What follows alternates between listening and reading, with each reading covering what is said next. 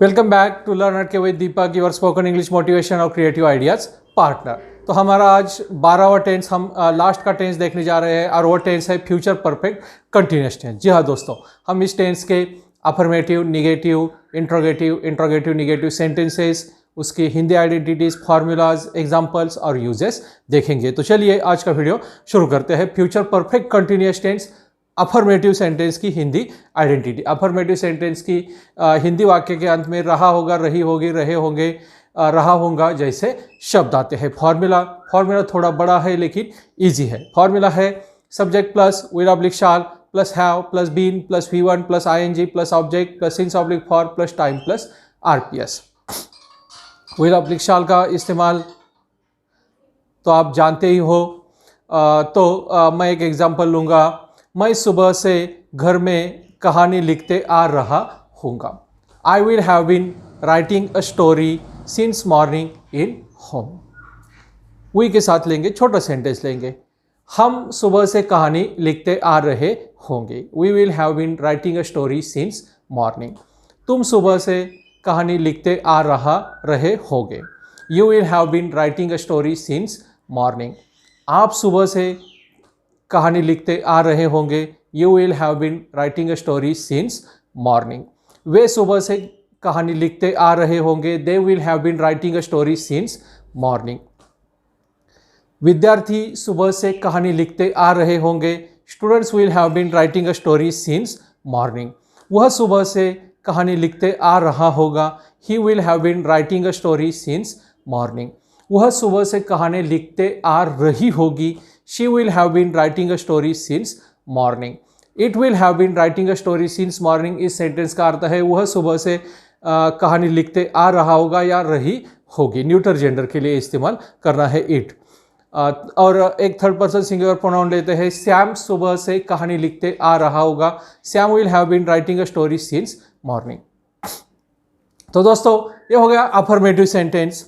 अब देखते हैं निगेटिव सेंटेंस। निगेटिव सेंटेंस की हिंदी आइडेंटिटी है वाक्य के बीच में नहीं और अंत में रहा होगा, रही होगी, रहे होगे, रहा होगा जैसे शब्द। फॉर्मूला खाली विल शाल के बाद नॉट ऐड करना है अफर्मेटिव के फॉर्मूले में। तो ये ऐसा होगा subject plus will oblique shall plus not plus have plus been plus V1 plus ING plus object plus since oblique for plus time plus RPS।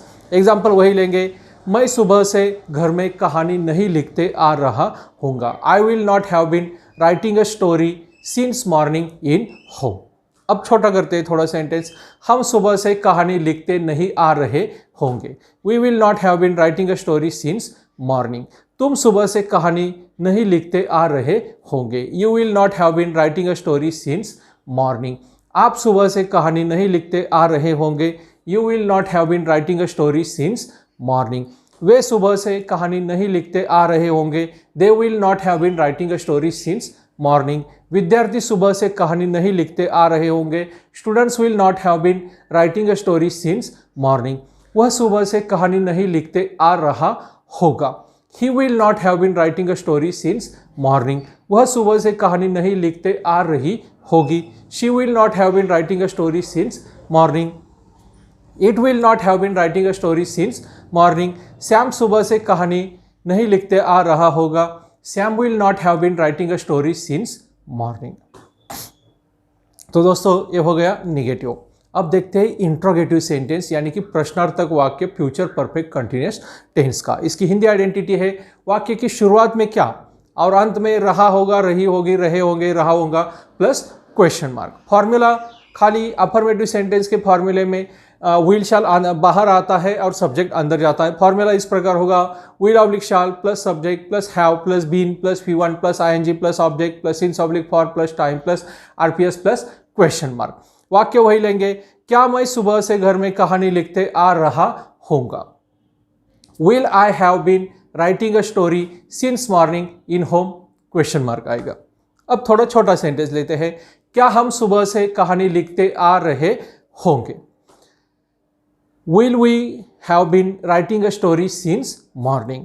क्या तुम सुबह से कहानी लिखते आ रहे होंगे। Will you have been writing a story since morning? क्या आप सुबह से कहानी लिखते आ रहे होंगे। Will you have been writing a story since morning? क्या वे सुबह से कहानी लिखते आ रहे होंगे? Will they have been writing a story since morning?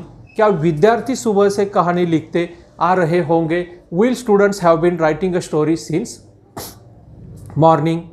क्या वह सुबह से कहानी लिखते आ रहा होगा? Will he have been writing a story since morning? क्या वह सुबह से कहानी लिखते आ रही होगी? Will she have been writing a story since morning?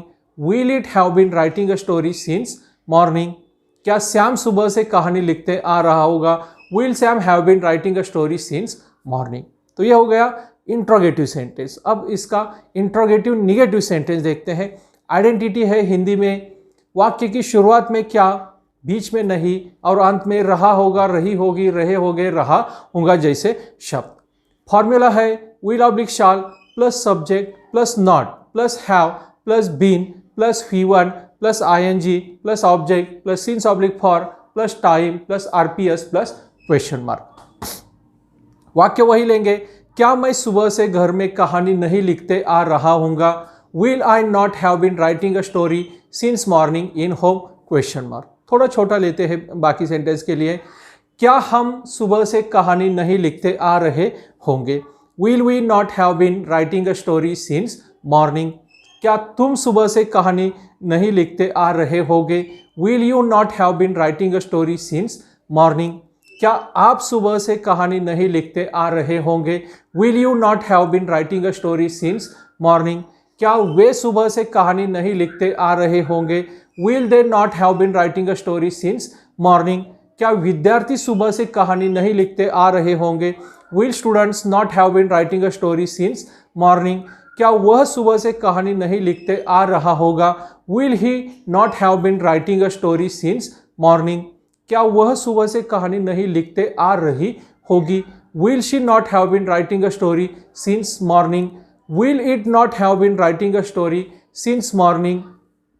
क्या श्याम सुबह से कहानी नहीं लिखते आ रहा होगा? Will Sam not have been writing a story since morning question mark. तो ये हो गए 4 स्ट्रक्चर। अब इस टेंस का इस्तेमाल पहले ये समझ लीजिए फ्यूचर कंटिन्यूअस टेंस में और फ्यूचर परफेक्ट कंटिन्यूअस टेंस में क्या अंतर है।